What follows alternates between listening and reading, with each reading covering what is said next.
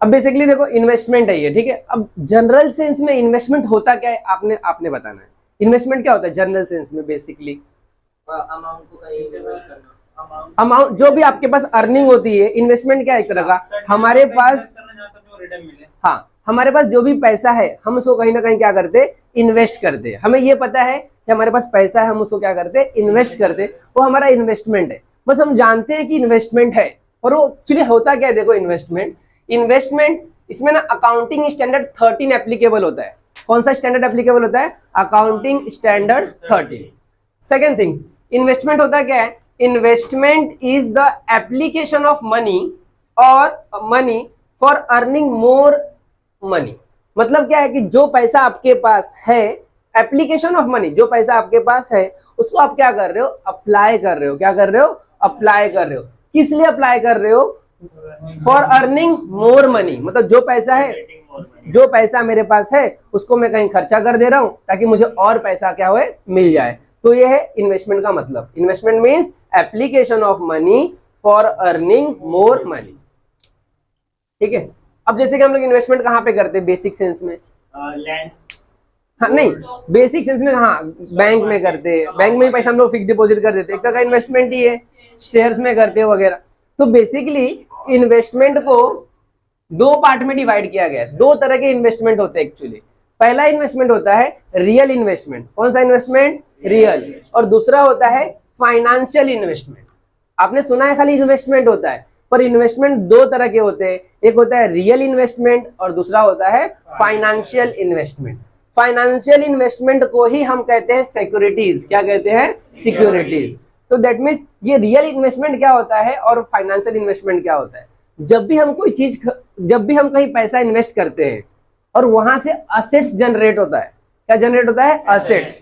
That means यहाँ पे ना असेट्स क्या होगा, जनरेट होगा। अब असेट्स कुछ भी हो सकता है, मूवेबल और इमूवेबल। मूवेबल और इमूवेबल।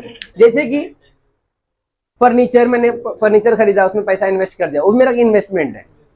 वो बात अलग है, उसको डेप्रिसिएट होगा, उसकी वैल्यू कम हो जाएगी, आपको नुकसान होगा, बट एक तरह का वो भी इन्वेस्टमेंट है, रियल इन्वेस्टमेंट है। रियल इन्वेस्टमेंट क्यों है? क्योंकि वहां से आपको कुछ ना कुछ देखने मिल रहा है ना, टेंजिबल थिंग्स है, वो आपको दिख रहा है कि मैंने यहाँ पे पैसा खर्चा किया है। समझा आपको रियल इन्वेस्टमेंट क्या है?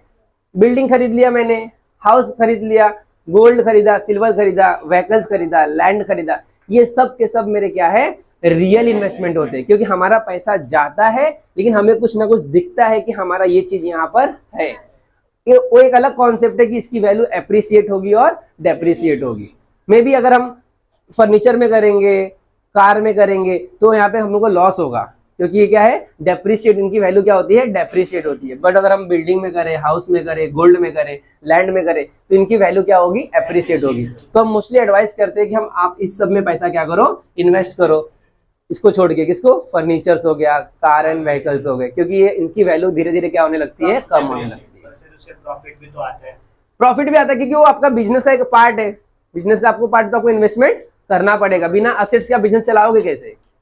फर्नीचर ही आपके ऑफिस में नहीं रहेगा, पर उसकी वैल्यू डिक्रीज होती है। पर उसकी वैल्यू क्या होती है, बेसिकली डिक्रीज होती है, कम होती है। तो एक अच्छा इन्वेस्टमेंट होता है कि नहीं होता है, वो आप पे डिपेंड करता है कि आप किस नेचर में बिजनेस कर रहे हो, है ना, आपको कहाँ पे इन्वेस्ट करना है।